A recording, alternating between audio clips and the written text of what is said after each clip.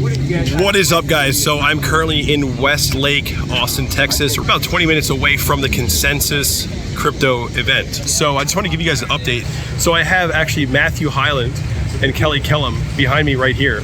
And so we're going to go over and talk to them and just have a word about the market. Let's bring some other personalities in here. Yo, guys, they're not even ready. Yo, guys, so we're doing a video here. What's up? So when you were at the event, how did you feel? Like, what was the sentiment like, Matt?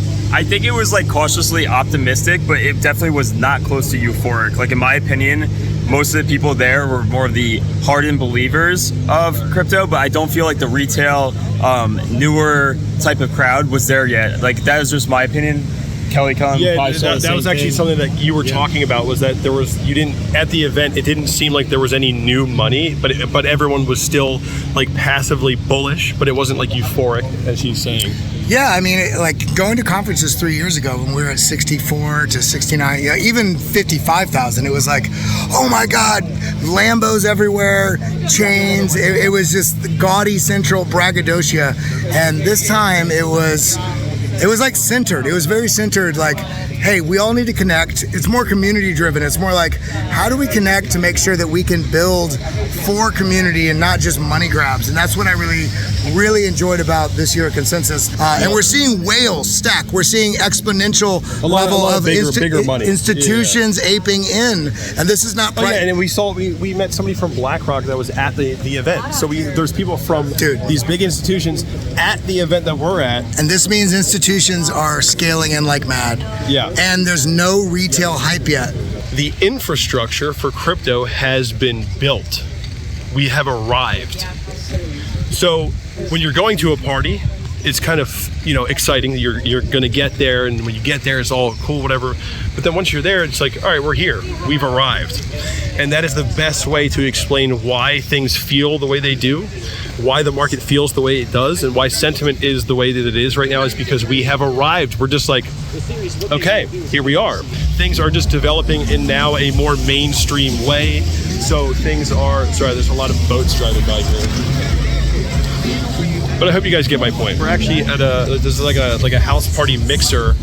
They just turned the music on in Westlake. And Westlake is an amazing spot.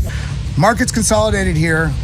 It is, doing the same thing it did in the previous cycle where we consolidated $17,000 to $19,000. Is there a reason, is there a concern right now of price dropping, or are you overwhelmingly bullish? How are you feeling about markets right now?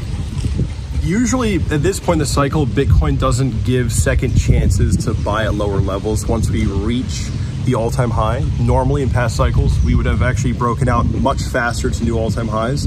And this cycle is a little bit slower, but I do think that it's going to continue up. I don't think that the institutions, the new Wall Street money, is going to want to let everyone get a second chance at cheaper Bitcoin. You might as well just mark up the price, keep it going. The stock market's doing well, so I don't see why we wouldn't just continue to new all-time highs into a blue sky breakout. So on that note, we just had the Ethereum spot ETF. It's kind of shocked. I even talked to somebody from BlackRock today at Consensus, and everybody was caught flat-footed.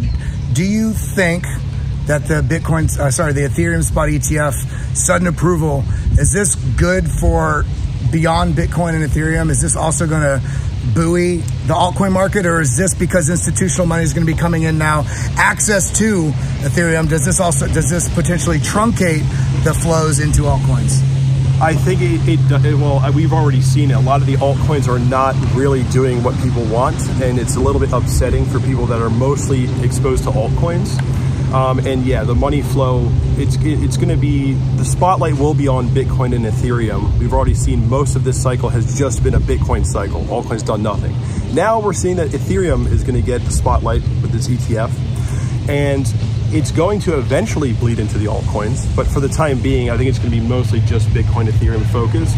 But Ethereum is the first altcoin to, soon hit Wall Street. First altcoin listed on Wall Street. So it's legitimizing altcoins, so it's going to be good in the long term for altcoins. I mean, I couldn't agree more. So we've got some room to run when we do get the retail floodgates coming in, because remember, we're having institutions absolutely exponentially pile in because of the success we're seeing with the Bitcoin spot ETF.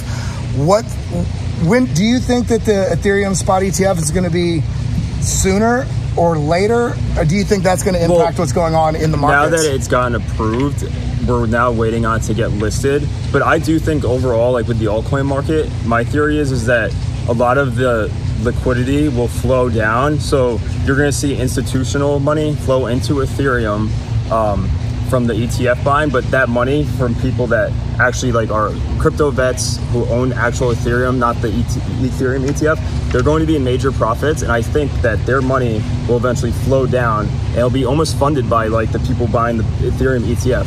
They won't be able to buy altcoins, but the people that are sitting on massive profits who are in Ethereum and Bitcoin, they're going to eventually move that money down. We've seen this every single cycle where once Ethereum and Bitcoin broke all-time highs, the alts followed. And I think something similar is likely to happen with that.